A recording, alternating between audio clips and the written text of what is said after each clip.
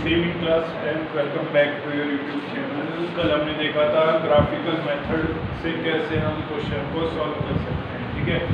तो आज मैंने आपके सामने ना 3 इक्वेशंस को पहले ही सॉल्व कर रखा है with the help of graphical method. समझ लेते हैं ग्राफिकल मेथड में क्या करना होता है। 2 इक्वेशन गिवन होती है, पहले मैं एक इक्वेशन से एक वेरिएबल की वैल्यू निकालता हूँ और फिर टेबल बना लेता हूँ इस तरह से। फिर मैं दूसरी इक्वेशन से एक और वेरिएबल की वैल्यू निकालता हूँ, फिर टेबल बना लेता हूँ इस तरह से। ये चीज़ मैंने यहाँ पे की, ये चीज़ मैंने यहाँ पे की, ये चीज़ मैंने यहाँ पे की, सब जगह मैंने सेम चीज़ की है। एक वेरिएबल की वैल्यू निकाली जैसे सब्स्टिट्यूशन में निकालते थे, उसके बाद अलग अलग वैल्यूज़ ऐसी सुइटेबल वैल्यूज़ रख दिया जिससे सिंपल सी वैल्यूज़ आ जाए, ठीक है। इतना काम तो सबको आता है, छोटी क्लास से करते आ रहे हैं। उसके बाद मैंने क्या किया, इनका ग्राफ बनाने की कोशिश की। ग्राफ बनाने के लिए क्या करना होता है, एक्स एक्सिस वाई एक्सिस 1 1 का गैप लिया, मार्क किए ये सारे पॉइंट। तो मैं क्या देखता हूँ, मैंने जब ये वाला ग्राफ बनाया, ये वाला ग्राफ बनाया और ये वाला ग्राफ बनाया, तो मैं क्या देखता हूँ कि इस वाले ग्राफ में इसकी लाइन, ये वाली जो लाइन है, ये वाली जो इक्वेशन x + y = 5 ये जा रही है। और जब मैंने इस वाली टेबल के दूसरी वाली इक्वेशन की टेबल से लाइन प्लॉट करने की कोशिश की, तो वो भी इसी के ऊपर से निकल रही है। मतलब क्या कर रही है, ओवरलैप कर रही है। क्या कर रही है, ओवरलैप। मतलब इस लाइन, इस इक्वेशन की भी यही लाइन है और इस इक्वेशन की भी यही लाइन है। ओवरलैप कर रही है या फिर बोलते हैं कोइंसिडेंट कर रही है। इंसिडेंट मतलब उसके ऊपर पड़ना, कोइंसिडेंट मतलब उसी के ऊपर पड़ना, ठीक है ना। कोइंसिडेंट हो रही है इस केस में। इस केस में जब ये 2 इक्वेशन थी तो इसकी लाइन बनाई मैंने 0 4 0 वाली, 2 1 0 2। तो ये वाली जो लाइन थी ये वाली बनी इस इक्वेशन की लाइन x + 2y - 4 = 0। और ये दूसरी इक्वेशन की लाइन ये जा रही है, ठीक है ना। तो इसके ऊपर लिख देते हैं 2x + 4y - 12 = 0। ये इस इक्वेशन की लाइन हो गई ना। अब मैं क्या देखता हूँ इस वाली केस में, जब मैं ग्राफ देखता हूँ तो ये 2 लाइंस जब आप बिल्कुल सही तरीके से बनाओगे, तो बहुत गंदा बना हुआ है बोर्ड पे, जब आप इसको साफ ग्राफ पे बनाओगे तो आप क्या देखोगे कि ये दोनों लाइंस बहुत ज़्यादा पैरेलल है। मतलब बहुत ज़्यादा पैरेलल मतलब एक दूसरे से कभी मीट नहीं होंगी।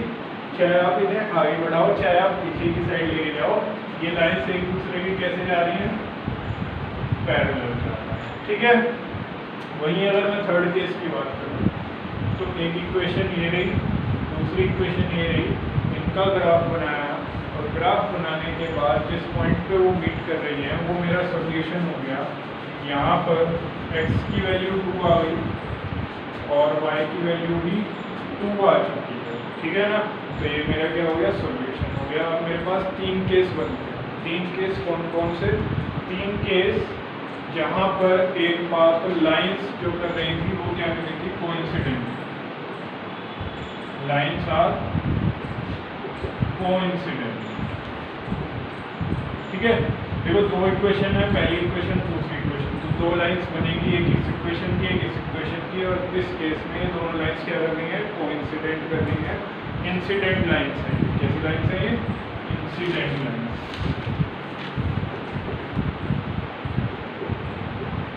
Lines are coincide. इस केस में मैं क्या देखता हूँ, इस केस में मैं देखता हूँ कि lines are parallel to each other. Lines are parallel to each other यानी कि पैरेलल लाइंस, राइट। और इस केस में जब मैं देखता हूँ तो लाइंस क्या कर रही है, एक दूसरे को इंटरसेक्ट कर रही है। तो लाइंस आर इंटरसेक्टिंग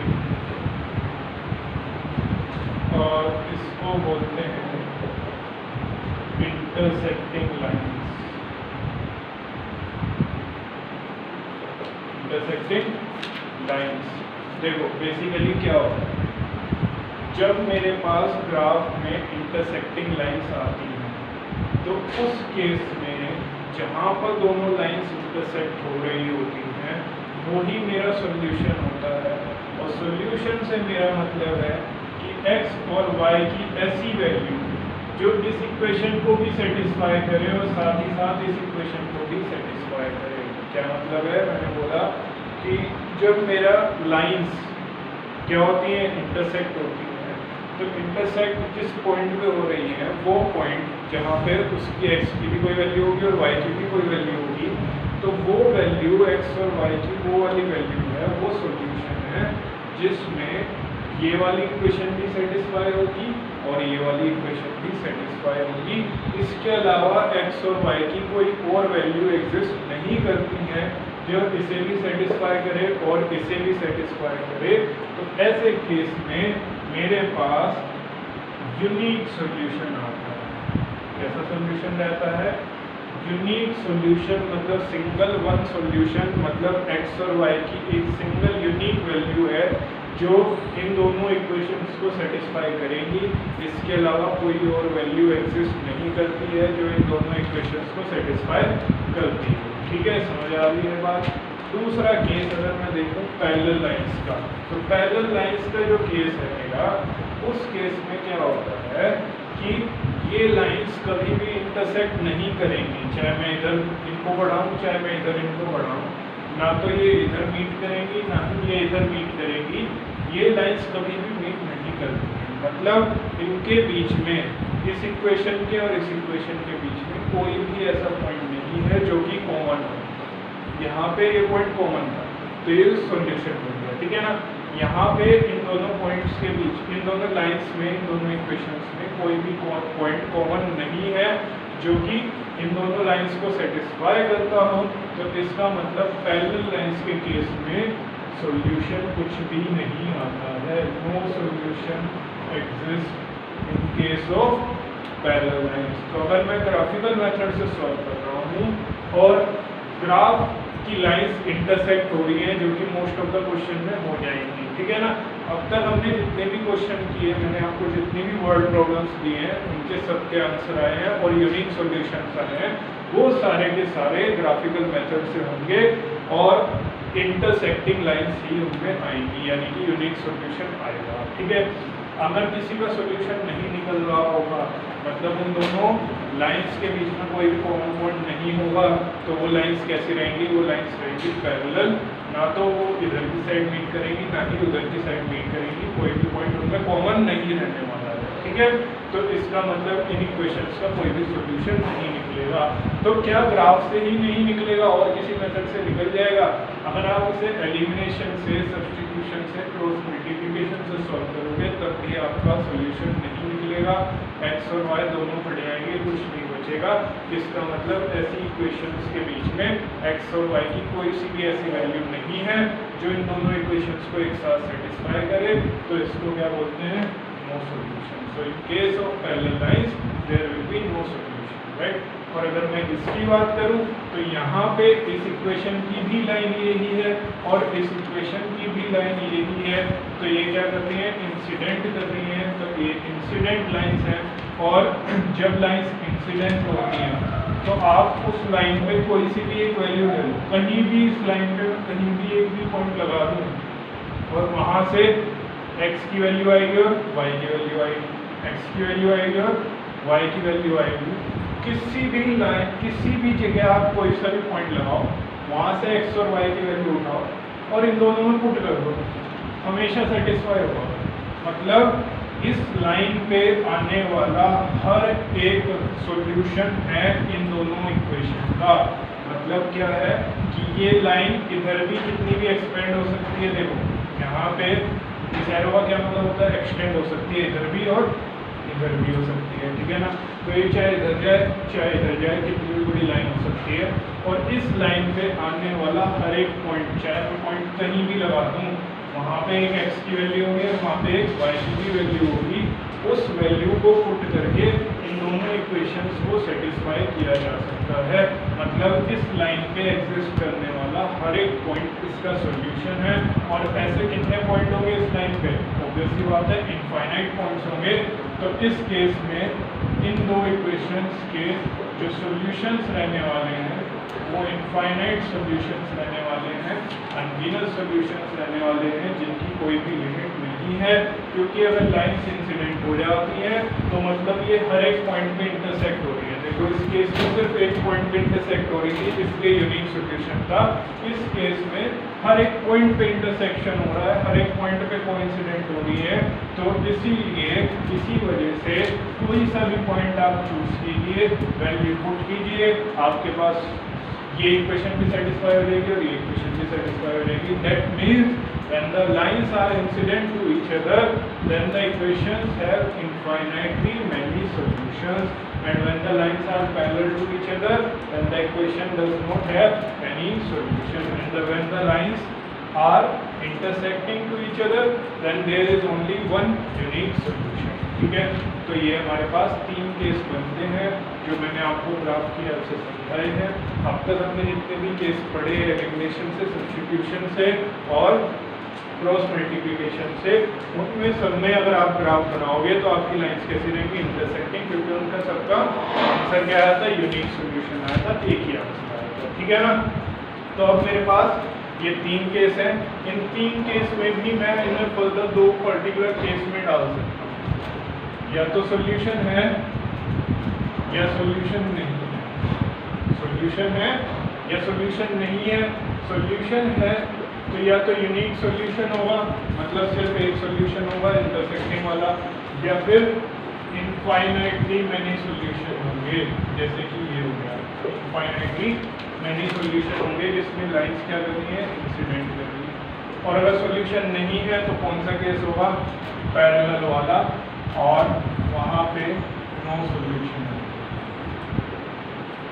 देखो यूनिक में कैसी लाइंस आएंगी, इंटरसेक्टिंग लाइंस आएंगी, इसको टेबल की हेल्प से याद कर लेंगे।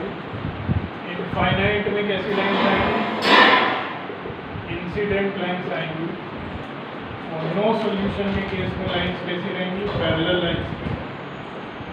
ठीक है ना, तो इस तरह से या तो सॉल्यूशन एग्जिस्ट करेगा या नहीं करेगा। सॉल्यूशन एग्जिस्ट करने का मतलब है एक्स और वाई की ऐसी वैल्यू जो दोनों इक्वेशन को एक साथ सेटिस्फाई करे, तो या तो सॉल्यूशन यूनिक रहेगा या फिर इनफाइनाइट रहेगा। अगर सॉल्यूशन एग्जिस्ट करता है then the equations are known as consistent. Equations को क्या बोलते हैं, consistent. And if solution does not exist then the equations are known as inconsistent equations. उनको क्या बोल देंगे, इनकंसिस्टेंट इक्वेशंस बोल देंगे। बेसिकली या तो सॉल्यूशन एग्जिस्ट करेगा या नहीं करेगा। अगर एग्जिस्ट करता है तो आपकी इक्वेशंस कंसिस्टेंट कहलाएंगी, अगर नहीं करता है तो इनकंसिस्टेंट कहलाएंगी। और अगर करता है तो 2 केस हैं, कंसिस्टेंसी के 2 केस हैं, या तो यूनिक होगा या फिर इनफाइनाइट होगा। यूनिक के केस में lines should be intersecting, and infinite के केस में लाइंस कैसी रहेंगी, इंसिडेंट लाइंस रहेंगी। ठीक है ना, और अगर नहीं करता है then the equations are inconsistent and the lines will be parallel to each other. कोई भी सॉल्यूशन उनका एग्जिस्ट नहीं करेगा। राइट, तो इसका कोई एक और मेथड भी है जिसे मैं डायरेक्ट इक्वेशंस की हेल्प से ये बता सकता हूँ कि कंसिस्टेंट है या इनकंसिस्टेंट है, मतलब सॉल्यूशन एग्जिस्ट करेगा या नहीं करेगा। और अगर करेगा तो यूनिक सॉल्यूशन होगा या इनफाइनाइट सॉल्यूशन होगा। मतलब अगर मैं हर बार ग्राफ बनाने बैठी हूँ तो मेरी काफ़ी मेहनत लगने वाली है। ठीक है ना, और बाद में जाके पता चले कि लाइंस कैसी आ गई, पैरेलल आ गई और सॉल्यूशन एग्जिस्ट ही नहीं करता, तो वो सारी मेहनत बेकार हो जाएगी। तो एक ऐसे भी ट्रिक है, एक ऐसा भी मेथड है जिसकी हेल्प से हम डायरेक्टली इक्वेशंस को देख के पता लगा सकते हैं कि हाँ इस इक्वेशन का सॉल्यूशन एग्जिस्ट करता है या नहीं करता, मतलब कंसिस्टेंट है या नहीं करता, या इनकंसिस्टेंट है। कंसिस्टेंट कब होगा, जब सॉल्यूशन एग्जिस्ट करेगा। इनकंसिस्टेंट कब होगा, जब सॉल्यूशन एग्जिस्ट नहीं करेगा। ठीक है ना, तो कंसिस्टेंट के 2 केस हैं, या तो यूनिक होगा या इनफाइनाइट होगा। दोनों केस हम पहचान सकते हैं with the help of equations. ठीक है, वो देख लेते हैं जल्दी से इसके बाद। तो देखो अब तो हमने क्या पढ़ा, हमने ये पढ़ा है कि ग्राफिकल रिप्रेजेंटेशन की हेल्प से हम बता सकते हैं कि उसका अलजेब्रिक इंटरप्रिटेशन कैसे रहने वाला है। मतलब फाइनल आंसर जो रहेगा वो यूनिक सॉल्यूशन आएगा, सिंगल सॉल्यूशन आएगा, इनफाइनाइटली मेनी सॉल्यूशंस आएंगे, या कोई भी सॉल्यूशन नहीं आएगा। मतलब या तो इक्वेशंस कंसिस्टेंट होंगी या फिर इक्वेशन इनकंसिस्टेंट होगी। ठीक है ना, तो क्या पढ़ा हमने, If the lines are intersecting, तो exactly one solution, that is unique solution. If the lines are coincident, then infinitely many solutions. If the lines are parallel line, then no solution will exist, right? So क्या कोई तरीका है जिसकी help से मैं खाली equation देख के बता सकता हूँ कि हाँ यूनिक होगा, इनफाइनाइटली होगा या नो सोल्यूशन होगा?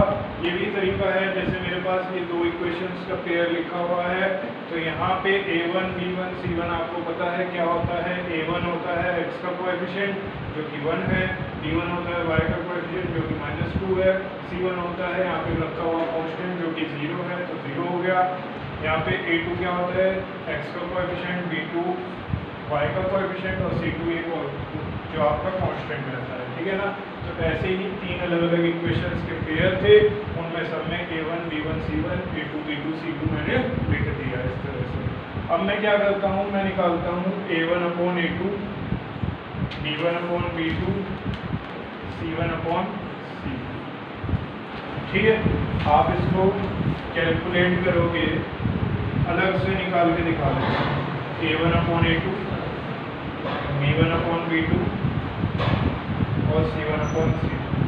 तो a1 अपॉन a2 आता है 1 अपॉन 3, b1 अपॉन b2 आता है -2 अपॉन 4, c1 अपॉन c2 आता है 0 अपॉन -20, ठीक है। तो इसे सॉल्व करोगे 1 अपॉन 3 आएगा, इसे सॉल्व करोगे -1 अपॉन 2 आएगा, और इसको सॉल्व करोगे तो 0 ही आएगा। इसका मतलब a1 upon a2 is not equals to b1 upon b2 is not equals to c1 upon c2 first case, ठीक है। दूसरे केस में अगर मैं a1 upon a2 निकालूं, फिर b1 upon b2 निकालूं और c1 upon c2 निकालूं, तो क्या है 2 upon 4 3 upon 6 -9 upon 18 कटेगा 1 upon 2, कटेगा 1 upon 2, कटेगा 1 upon 2। तो क्या a1 upon a2 b1 upon b2 और c1 अपॉन c2 तीनों इक्वल आ गए 1 अपॉन 2 के, बिल्कुल ठीक है। इस केस में देखते हैं a1 अपॉन a2 निकालते हैं 1 अपॉन 2, b1 अपॉन b2 निकालते हैं 2 अपॉन 4, c1 अपॉन c2 निकालते हैं -4 अपॉन -12। तो 1 अपॉन 2 तो नहीं कटेगा, ये कटेगा 1 अपॉन 2, ये 1 अपॉन 3।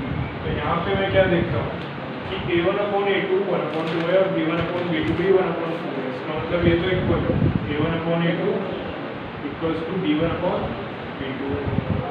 लेकिन c1 अपॉन c2 1 अपॉन 3 आ रहा है, मतलब ये इसके इक्वल नहीं है, c1 अपॉन c2 इक्वल नहीं है, ठीक है। तो यहाँ पे तीन केस बनते हैं, या तो तीनों ही अनइक्वल है या तीनों ही इक्वल है, और ऐसा भी हो सकता है कि a1 upon a2 b1 upon b2 equal हो लेकिन c1 अपॉन c2 में नॉट इक्वल हो, ठीक है। तो अब तीनों केस को निकालने का फायदा क्या होगा, देखो यहाँ पे कुछ ग्राफ का यूज तो नहीं हुआ जो मैंने नीचे ही सब सॉल्व किया है ना। यहाँ पे सिर्फ कोएफिशिएंट की हेल्प से आपने क्या निकाला है, रेशियो। रेशियो किसकी, a1 upon a2 b1 upon b2 c1 upon c2। तो आपके पास ना a1 upon a2 b1 upon b2 c1 upon c2 तीनों निकलने के बाद आप कंपेयर कर सकते हो क्या वो अनइक्वल है, क्या वो इक्वल है, क्या वो उनमें से दो इक्वल है और तीसरा अनइक्वल है। अगर आपके पास तीनों ही अनइक्वल हो जाए, क्या हो जाए, तीनों ही अनइक्वल हो जाए, तो उस केस में आपका जो सॉल्यूशन रहता है वो रहता है यूनिक सॉल्यूशन। कैसा सॉल्यूशन देखने को मिलता है उसमें हर बार, यूनिक सॉल्यूशन। और अगर आपका a1 upon a2 b1 upon b2 में नॉट इक्वल आ गया, देखो इन दोनों केस में इक्वल है, ठीक है। तो अगर इक्वल आएगा तो ये दोनों केस होंगे ना। इस केस में आपका क्या है, a1 upon a2 b1 upon b2 के इक्वल नहीं है, तो आपको c1 अपॉन c2 निकालने की भी जरूरत नहीं पड़ेगी। आपको एक स्टेप बच जाएगा, c1 अपॉन c2 निकालने की जरूरत ही नहीं, क्योंकि यही एक यूनिक केस ऐसा है जिसमें a1 upon a2 b1 upon b2 के नॉट इक्वल है, बाकी दोनों में इक्वल है। तो बाकी दोनों में आपको c1 अपॉन c2 निकालना पड़ेगा, इसमें आपको c1 अपॉन c2 निकालने की जरूरत नहीं है, क्योंकि अगर जैसे ही a1 upon a2 b1 upon b2 के नॉट इक्वल आ जाता है तो आपको आगे करने की जरूरत नहीं है। आप डायरेक्ट लिख देंगे कि the equations have only unique solution exactly one solution. लेकिन अगर तीनों इक्वल आ जाए तो बहुत ही रेयर केस होगा, और रेयर केस मतलब लाइंस कैसी हो जाएंगी, कोइंसिडेंट, और कोइंसिडेंट लाइंस में कैसा होता है, इनफाइनाइट। बहुत ही रेयर केस ऐसा देखने को मिलता है जिसमें लाइंस क्या रह जाती है, कोइंसिडेंट हो जाती है और उनके इनफाइनाइटली मेनी सॉल्यूशंस एग्जिस्ट करते हैं, ठीक है। और अगर ये तीसरा केस आ जाए तो ये तीसरा केस किसका बचा है, पैरेलल लाइंस का बचा है। तो a1/a2 इक्वल्स टू b1/b2 और इक्वल्स टू c1/c2। मतलब क्या है, मतलब ये है सर कि मैं खाली कोएफिशिएंट की हेल्प से आपको ये बता सकता हूँ कि लाइंस का इक्वेशंस का सॉल्यूशन यूनिक रहने वाला है, इनफाइनाइट मेनी सॉल्यूशंस मिलने वाले हैं, या कोई भी सॉल्यूशन नहीं मिलने वाला है। मतलब अगर मुझे ये पता चल जाए कि कोई भी सॉल्यूशन एग्जिस्ट नहीं करता तो क्या मैं ग्राफ बनाऊंगा, क्या मैं उसको सॉल्व करूँगा, नहीं, जरूरत नहीं पड़ेगी उसको सॉल्व करने की, डायरेक्ट लिखने के। Since a1/a2 equals to b1/b2 but not equals to c1/c2, hence the given pair of equation does not have valid solutions, right? So इनका कोई भी solution exist नहीं करता है। मतलब मैं a1/a2 b1/b2 c1/c2 भी ऐसे ही बता सकता हूँ कि आंसर कंसिस्टेंट होगा या इनकंसिस्टेंट होगा, बता सकते हैं नहीं भाई। अगर a1/a2 not equal to b1/b2 आ जाता है तब भी कंसिस्टेंट है, बट सॉल्यूशन एक ही एग्जिस्ट करेगा। और a1/a2 b1/b2 और c1/c2 बहुत ही रेयर केस वाला भी आ जाता है तब भी कंसिस्टेंट है, लेकिन उस केस में सॉल्यूशंस इनफाइनाइट होंगे। और अगर ऐसा आ जाए कि शुरू के दो रेशियो इज इक्वल है, तीसरा इक्वल नहीं है, तो कोई भी सॉल्यूशन एग्जिस्ट नहीं करेगा, इनकंसिस्टेंट होगा। तो आई होप आपको ये चीज़ समझ आ गई होगी कि इनकंसिस्टेंट कब बोलते हैं, जब कोई सॉल्यूशन एग्जिस्ट नहीं करता, और कंसिस्टेंट कब बोलते हैं, जब सॉल्यूशन एग्जिस्ट करता है। अब वो यूनिक भी हो सकता है और इनफाइनाइटली भी हो सकता है। उसको ग्राफ से पहचानने के ये 3 तरीके हैं, उसको इक्वेशंस की हेल्प से पहचानने के ये 3 तरीके हैं। और आपका आंसर हर बार या तो यूनिक आएगा या इनफाइनाइट आएगा या कोई भी सॉल्यूशन एग्जिस्ट नहीं करेगा। तो इस तरह से आपकी एक्सरसाइज कंप्लीट हो जाती है। अब एक एक्सरसाइज का एक छोटा सा पार्ट बचा हुआ है, जल्दी से उसको भी देख लेते हैं। पेपर जो अभी सीखा है उसके ऊपर क्वेश्चन दे रखा है एक्सरसाइज 3.5 के अंदर किस तरह से, और इस तरह के क्वेश्चन आने के पेपर में चांसेस बहुत है, तो इसको अच्छे से प्रैक्टिस कर लेना। क्या बोलता है वो, find which for which values of A and B, A और बी की ऐसी कौन सी वैल्यूज हैं, does the following pair of linear equations have infinite numbers of solution. मतलब ये पेयर दे रखा है लीनियर इक्वेशन, इसमें ए और बी की ऐसी वैल्यू फाइंड आउट करनी है जिससे इनफाइनाइट नंबर ऑफ सॉल्यूशंस आ जाए। मतलब इक्वेशंस के कैसे सॉल्यूशन आ जाए, इनफाइनाइट नंबर सॉल्यूशन आ जाए। तो इनफाइनाइट नंबर ऑफ सॉल्यूशंस के लिए आपको पता है, अभी हमने पढ़ी है, for infinite number of solutions हमने पढ़ा है क्या, a1/a2 b1/b2 c1/c2 पढ़ा था ना। रेयर चांस होगा जिसमें इनफाइनाइट सॉल्यूशन आएंगे, तो रेयर तो तभी होगा जब तीनों ही इक्वल आए हैं, ठीक है ना। तो उसी के बेस पे करने वाले हैं। अगर मैं इस 7 को इधर भेज दूँ तो ये इधर प्लस का था, इधर आगे माइनस का हो जाएगा। ऐसे ही इसको इधर भेज दूँ तो ये सारा प्लस का था, इधर आगे माइनस का हो जाएगा, ठीक है। आप एक स्टेप लेके इसको करके दिखा सकते हैं। मेरे पास स्पेस कम था इसलिए मैंने डायरेक्ट यहाँ पे कर दिया। अब a1/a2 निकालते हैं पहले। a1/a2 क्या है, 2/ab, 2/a minus b। a1/a2, a1 क्या है, x का कोएफिशिएंट 2, a2 क्या है, इस वाले x का कोएफिशिएंट जो कि पूरा क्या है, a माइनस b। अब b1/b2 की बात करते हैं। b1 क्या है, इस y का कोएफिशिएंट जो कि 3 है, और b2 क्या है, इस y का कोएफिशिएंट जो कि पूरा का पूरा a प्लस b है। c1/c2, c1 ये वाला कांस्टेंट और c2 ये वाला कांस्टेंट, c1 की वैल्यू -7 और c2 की value -3a plus b minus 2, minus से माइनस, ठीक है।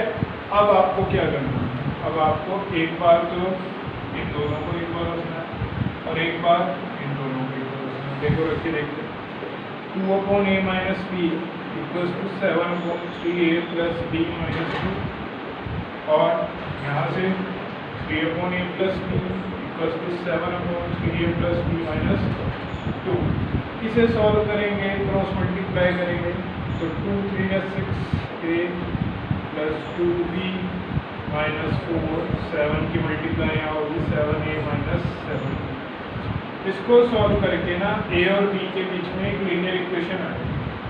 ऐसे ही जब इसको सॉल्व करेंगे 2 3 3 9 3b minus 6 7a plus 7b, इसको सॉल्व करके भी a और b के बीच में एक लीनियर इक्वेशन आएगी। एक लीनियर इक्वेशन a और b के बीच में ये रही, एक लीनियर इक्वेशन a और b के बीच में ये रही। आपको मेथड्स सारे आते हैं, ग्राफिकल भी आता है, क्रॉस मल्टीप्लिकेशन भी आता है, एलिमिनेशन भी आता है, सब्स्टिट्यूशन भी आता है। आप कोई सा भी मेथड लगाइए और a और b की वैल्यू फाइंड कर दीजिए, और जो भी आपकी a और b की वैल्यू आएगी वही आपका फाइनल आंसर होगा। वही ऐसी वैल्यू होंगी जिसे यहाँ पर पुट करने पे ये इक्वेशंस के सॉल्यूशन कैसे बन जाएंगे, इनफाइनाइट नंबर ऑफ सॉल्यूशंस बन जाएंगे। यानी कि a और b की वैल्यू जो भी आएगी वो इनफाइनाइट नंबर ऑफ सॉल्यूशंस वाली कंडीशन को सेटिस्फाई करती होगी, यानी कि a1 upon a2 b1 upon b2 और c1 अपॉन c2 आपस में इक्वल आएंगे। करके देखना, नहीं होगा तो मुझे मैसेज कर देना कि ये नहीं होना। ठीक है, इसके बाद ये वाला question, for which value of k will the following pair of linear equation has no solution. इसमें इनफाइनाइट दे रखा था तो इनफाइनाइट वाली कंडीशन लगा दी थी, इसमें नो सॉल्यूशन दे रखा है तो नो सॉल्यूशन वाली कंडीशन लगा देंगे। और नो सॉल्यूशन हमें पता है पैरेलल लाइंस आती हैं नो सॉल्यूशन में, और कंडीशन क्या होती है a1 upon a2 b1 upon b2 के इक्वल तो होता है, लेकिन c1 अपॉन c2 के नॉट इक्वल होता है। ठीक है ना, तो वही कंडीशन मैं यहाँ पर लगाने वाला हूँ। पहले 1 को इधर लाएंगे माइनस का हो जाएगा, इसको इधर लाएंगे ये भी माइनस का हो जाएगा।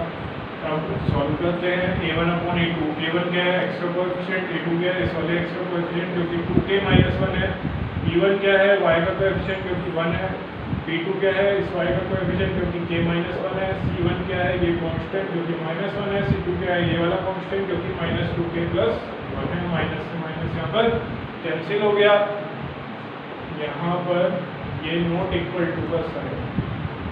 ठीक है, इतना करने के बाद आपको क्या करना है, आपको सिर्फ इक्वल टू वाला उठाना है, क्योंकि नॉट इक्वल टू से आपका कोई भी मतलब नहीं है फिलहाल के लिए। जब आप इसको उठा लेंगे आप इसको सॉल्व करेंगे, कैसे सॉल्व होगा, क्रॉस मल्टीप्लाई कर लेंगे, 3k माइनस 3 2k माइनस 1 सबको क्रॉस मल्टीप्लाई करके सॉल्व करना आता है। k वाली टर्म एक साथ, कांस्टेंट वाली टर्म एक साथ, 3k माइनस 2k k 1 और 3 2, यानी कि for k equals to 2 the given pair of linear equation has no solution. अगर k को 2 रख दो तो आप देखोगे कि a1 upon a2 b1 upon b2 के इक्वल तो आएगा, लेकिन c1 अपॉन c2 के इक्वल नहीं आएगा। और इसी के साथ इस चैप्टर पे लगा देते हैं पूर्ण विराम। चैप्टर आपका कंप्लीट हो गया है। ठीक है, अब आपको क्या करना है, मोस्ट इम्पॉर्टेंट थिंग, इस चैप्टर को करते हुए हमने बहुत सारे क्वेश्चंस किए, बहुत सारी आपकी प्रॉब्लम्स भी आई होंगी। किसी को फ्रैक्शन वाले में दिक्कत है, किसी को एज वाले में दिक्कत है, ठीक है ना, किसी को बोर्ड वाले क्वेश्चन में दिक्कत है, किसी को स्पीड डिस्टेंस आर्टिकल वाले में दिक्कत है। आपको क्या करना है, अपनी सारी प्रॉब्लम्स को एक पेज पे लिखो, जो फाइनल प्रॉब्लम्स, ठीक है ना, एक पेज पे लिखो। जो मतलब सॉल्यूशंस जो मैंने भेजे हैं उनसे भी समझ में नहीं आ रही, क्योंकि मैंने मोस्ट ऑफ द प्रॉब्लम्स के सॉल्यूशंस भी आपको प्रोवाइड किए। होमवर्क का टाइम निकल जाने के बाद मैं आपको सॉल्यूशंस भी प्रोवाइड कर देता हूँ, ताकि आप अपने सॉल्यूशन को मैच कर लो, और अगर कोई प्रॉब्लम हो तो पूछ लो। क्या करना है, आपको अपनी फाइनलाइज प्रॉब्लम जो बिल्कुल मतलब समझ ही नहीं आ रही, कितना भी दिमाग लगा लिया, पहले अपना भी दिमाग लगाना थोड़ा बहुत, ठीक है। उसके बाद फाइनलाइज प्रॉब्लम 2 3 4 जितनी भी हैं एक पेपर पे लिखो, फोटो खींचो साफ सी और मुझे भेज दो। सारी प्रॉब्लम्स को इकट्ठा करके एक अलग से वीडियो बना दूंगा, आपकी भी प्रॉब्लम्स हो जाएंगी, जो और बच्चों की आ रही हैं प्रॉब्लम्स वो भी कवर हो जाएंगी। क्या पता और बच्चे कुछ और मुझसे कर रहे हो और बच्चे कुछ और मुझसे कर रहे हो, आपकी अभी तक वो प्रॉब्लम ना आई हो जो दूसरे की आ गई हो, तो उस वीडियो में सबकी प्रॉब्लम सॉर्ट आउट हो जाएगी। ठीक है, thank you, have a nice day. कल से नया चैप्टर शुरू कर रहे हैं आपका क्वाड्रेटिक इक्वेशन। ठीक है, और साइंस का भी चैप्टर अभी आज से